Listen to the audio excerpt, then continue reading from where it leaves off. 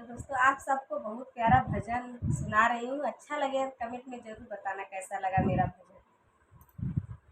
काहे बन तुलसी तू घूमेलू अकेली, काहे बन तुलसी तू घूमेलू अकेली, काहे बन तुलसी तू बाप मतारी मोरे जनमवा का साथी हो रामा, बाप मतारी मोरे जनमवा का साथी हो रामा।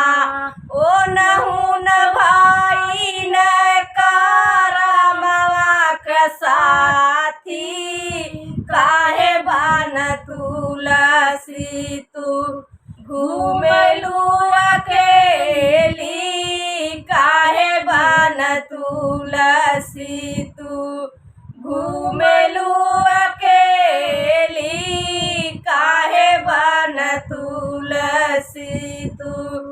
चाचा चाचिया मोरे जनमवा का साथी हो रामा, चाचा चाचिया मोरे जनमवा का साथी हो रामा।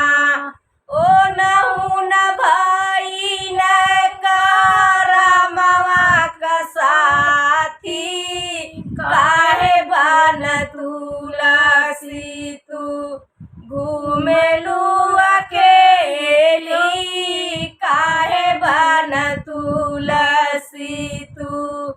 भैया भभिया मोरे जनमवा का साथी हो रामा, भैया भभिया मोरे जनमवा का साथी हो रामा।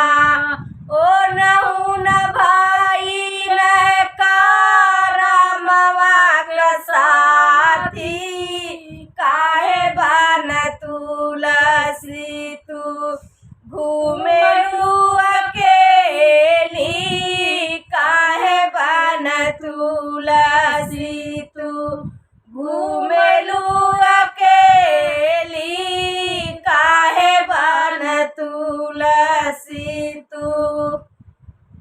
हेलो दोस्तों, अगर मेरा भजन अच्छा लगता है तो कमेंट बॉक्स में जरूर लिख बताना।